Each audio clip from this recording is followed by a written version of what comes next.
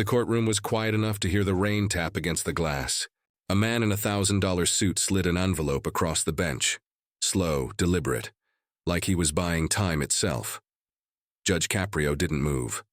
He only looked at the man's hand, and the gold pen trembling between his fingers. No words, no sound. Just the truth sitting there, wrapped in money and fear. Then the man whispered so softly it almost didn't exist. "This isn't a bribe, Your Honor. It's a favor.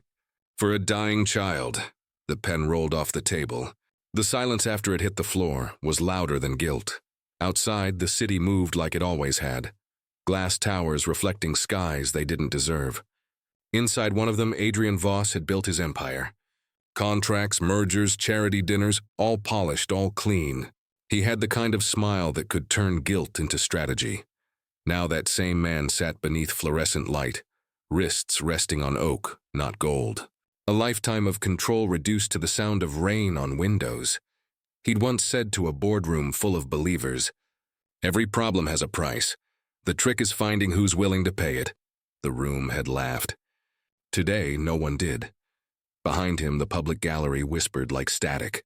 The word bribe moved through the air, soft, poisonous. Judge Caprio turned a page. The rustle sounded louder than thunder. Adrian's gaze followed the motion like a man tracking his own heartbeat. He remembered the morning his daughter, Nora, had stood in their kitchen, holding the documents that exposed him. Her hands shook not from fear but from truth. He remembered her saying, "You taught me integrity, Dad. I just finally learned what it costs." He'd tried to answer, but the sentence never formed. Instead, he reached for his gold pen, that same one now lying between them. The courtroom smelled of wood polish and consequence. Caprio's glasses caught the light. Adrian's reflection stared back, smaller than he'd ever appeared. For the first time, he realized the difference between silence and control. Silence meant someone else was finally allowed to speak. The judge looked up steady, patient. "Mr. Voss," he said softly, "you've built half this city. Tell me how much of it still belongs to you tonight." Adrian didn't answer. The answer was everywhere. In the rain, the cameras, the pen, and the empty seat where his daughter used to sit. He waited until the room exhaled, until the clerk stopped typing and the sound of rain softened into background guilt. Then Adrian reached for the envelope. One motion, quiet and practiced, the same grace he used when signing billion-dollar deals. Only this time there was no audience to applaud. He placed it on the bench. Not sliding, not pushing, just placing. His voice followed. Calm, polished, rehearsed. "It's not what it looks like, Your Honor. Just a donation. For your scholarship fund. A gesture of gratitude." Judge Caprio didn't blink. His eyes stayed fixed on the envelope, as if he were watching a man walk willingly into his own confession. "Generosity is a good thing," the judge said softly. "But timing is everything. No sarcasm, no threat. Just stillness." Adrian hesitated. This wasn't how the game went. Usually when money entered the room, words got smaller. But here, silence grew heavier instead. "It's not for me," Adrian added. "It's for my family. I don't need forgiveness. I just need privacy." The judge leaned back slightly, the light from the window catching the silver in his hair. "Privacy?" he repeated. "Mr. Voss, when you build your world on glass, you can't ask the rain to stop." A laugh almost escaped Adrian. Half disbelief, half defense. He'd spent a lifetime speaking fluent confidence. Now every word felt like a broken language. He looked at the pen beside him. Gold, smooth, untarnished. The same one he used to buy silence from others. Now it just looked small. Caprio closed the file slowly. "If this is a bribe," he said, "it's not the first I've seen. But it might be the first offered for love." The line pierced the air like truth wearing mercy. No one spoke. Even the rain seemed to listen. The envelope stayed between them, untouched, unclaimed, like a mirror neither man wanted to look into. The door opened quietly. Not the kind of sound that interrupts, the kind that changes a room. She entered with the grace of someone who didn't want to be here, and the courage of someone who knew she had to be. Nora Voss, 19, trembling but unbroken. The daughter of the man on trial. The girl who brought her own father's company to its knees. Adrian's eyes found her instantly. She didn't look at him. Not out of hate, out of heartbreak. Her hand clutched a small silver locket. Inside, her mother's photograph, the woman who'd walked away when truth stopped being profitable. The clerk gestured to the witness stand. Her shoes echoed softly on marble, each step a memory he couldn't afford to remember. She sat, adjusted the microphone, and spoke. My father taught me that honesty builds trust. I believed him. Her voice cracked once, then steadied. When I found the reports, I didn't see a mistake. I saw a decision, a choice to hide what should have been faced. Adrian swallowed hard. He'd written those numbers himself, figures that turned broken homes into quarterly profit. She continued, her eyes still fixed on the desk before her. I'm not here to destroy him. I'm here to stop pretending he's the man he used to be. The words landed like slow rain on stone. Not violent, just inescapable. Adrian's hand clenched around his knee. Every instinct told him to defend himself, to fix this, to buy time, to control the moment. But control was gone. All that was left was consequence. Judge Caprio watched in silence. He didn't take notes. He just listened, the way a good man listens when another learns how to be one again. When Nora finished, she set the locket on the table, her voice barely above a whisper. Mom used to say a lie doesn't break all at once. It cracks quietly, and by the time you hear it, it's already too late. She stood, walked past her father without a glance, and left the room quieter than when she entered. The courtroom felt heavier after she left. Not louder and heavier, as if her absence carried more weight than her words. Adrian Voss sat motionless, his jaw clenched, his reflection caught in the glass of the bench. Behind that reflection was Judge Caprio, steady, unblinking, the stillness of a man who'd already seen too much of life to be shocked by it anymore. The gold pen glimmered faintly beside the untouched envelope. The object looked smaller now, a monument to a man who mistook currency for absolution. Caprio leaned forward slightly, hands folded over the case file. Tell me something, Mr. Voss, he said. When you slid that envelope across my bench, what did you hope I'd do with it? The words were soft, almost kind, but they hit like confession bells. Adrian's throat tightened. He searched for the old language of persuasion, numbers, promises, influence. But it all sounded hollow here. I thought, Adrian began slowly, you'd understand. That maybe mercy needed incentive. Caprio's gaze didn't waver. Mercy doesn't need incentive, he said. It needs honesty. Then quieter, and you've been selling that for years. The sentence stripped the air of pretense. Adrian's hand brushed the pen, the same one that had written contracts, lies, and excuses. Do you think I'm beyond forgiveness? Adrian asked. I think, Caprio said, you're terrified to find out. Silence. The kind that made every breath sound like evidence. Adrian's composure cracked. Not a collapse, just a fissure.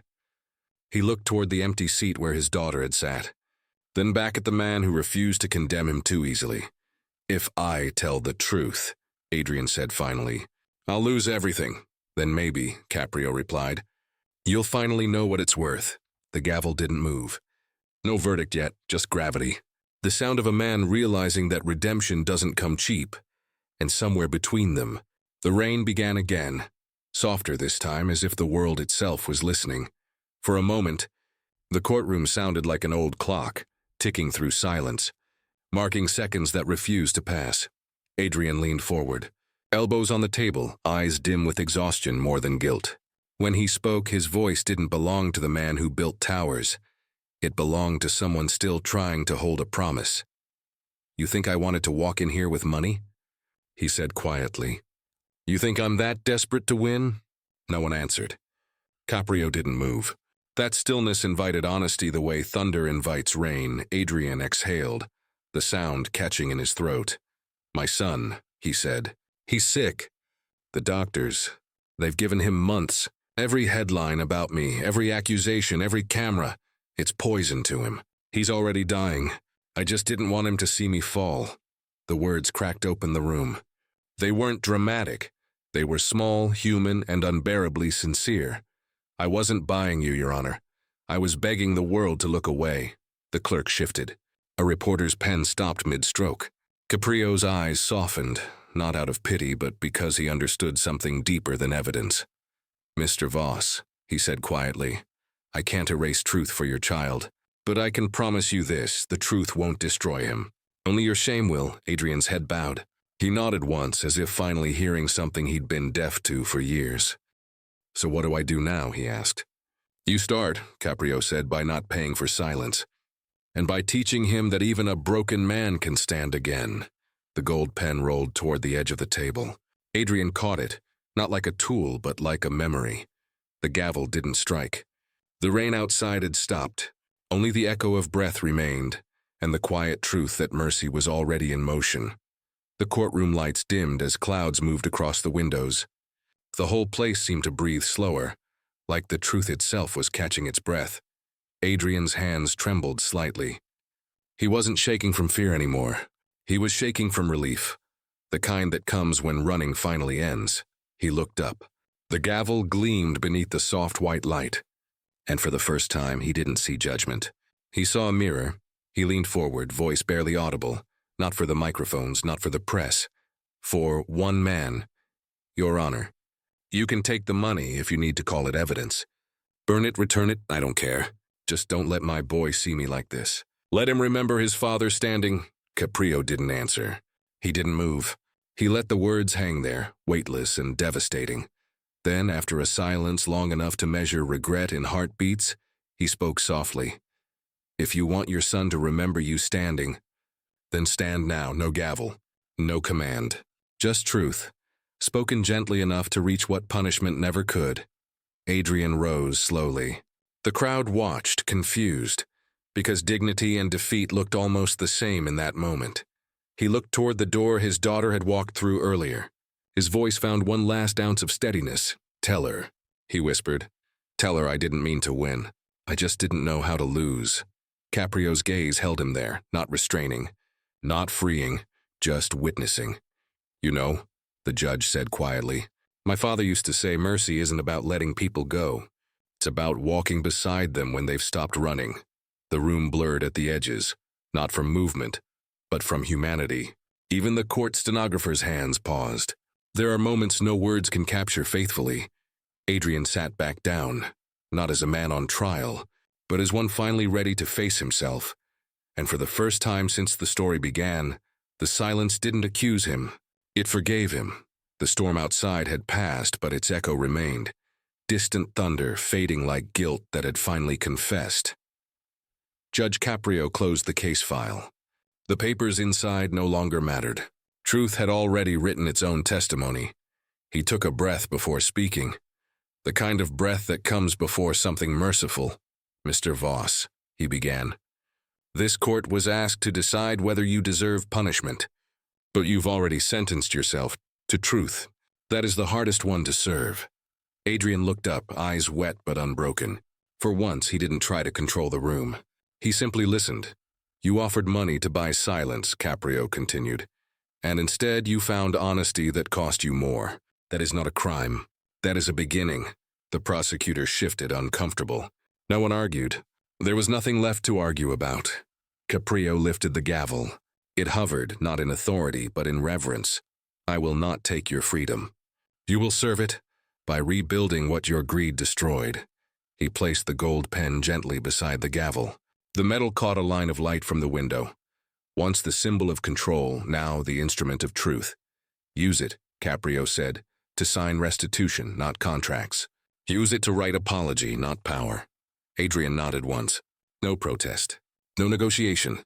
Just understanding. The gavel struck softly, not the sound of punishment but of peace returning to a place that had forgotten how to feel it. Nora stepped back into the room. Her father turned toward her. No words passed between them. Only the briefest, smallest smile. Fragile but real. The kind that meant start again. Caprio leaned back. Eyes tired, voice steady, case closed. And with that, the courtroom, once filled with wealth and fear, filled with something rarer. Stillness. The kind born when justice remembers its humanity. The courtroom emptied slowly, as if no one wanted to disturb what had just happened. The echo of that soft gavel still lived in the air. Not judgment, not forgiveness. Something in between. Adrian remained seated a while longer. The gold pen lay beside him. its shine muted under the evening light. He turned it between his fingers, realizing it had never been gold at all. It was just metal. The worth was never in the object, only in what it finally signed. Later that day, he visited the hospital. His son slept, pale, peaceful, the kind of peace that doesn't come from absence of pain, but from truth finally told. Adrian sat beside him, the pen in his pocket. The verdict still echoing. "You were right," he whispered softly. "Your dad made mistakes, but I learned something today. Strength isn't about never falling. It's about what you do when the world watches you get back up." Outside the window, rain slid down the glass again. But this time, it looked different. Not heavy, not cold, just cleansing. In another part of the city, Judge Caprio closed his chambers. He paused at his desk, hand resting beside the gavel, and smiled. A small, knowing smile. "Mercy," he murmured to himself, "isn't given. It's recognized." Somewhere between guilt and grace, justice had learned to breathe again. The courtroom was empty again. Same marble, same echo, same rain tapping faintly on the glass. But something in the air had changed, as if the building itself had learned to breathe slower. The envelope was gone. Only the faint outline of where it had rested remained, a pale rectangle on polished wood, the shadow of an almost sin. Judge Caprio sat alone at his bench. He read through his notes one last time, then closed the file, his hand resting beside the gold pen Adrian had left behind. It wasn't a bribe anymore. It was an apology that had learned to take shape. He turned the pen slowly between his fingers, its weight familiar, its meaning transformed. The afternoon light caught it just right, not as a gleam of power, but a reflection of peace. A clerk entered quietly to collect the papers. Caprio stopped her with a gentle nod. "Leave it," he said. "Some truths belong here." Outside, the city lights flickered on, towers glowing in the rain, each window reflecting a different kind of confession. At the courthouse steps, Adrian stood under the awning, his coat open, his face turned to the sky. The rain touched him like forgiveness, not dramatic, just constant, honest. He exhaled slowly, the sound blending with the storm. No reporters, no audience, just a man learning to live without applause. He looked back once through the glass doors. The courtroom lights flickered warm for a second, like the world's smallest act of grace. Then he walked away, leaving silence in his place. And as the screen faded to white, the final words rose, soft, steady, inevitable. Justice isn't the end of truth. It's what begins when truth no longer needs to hide.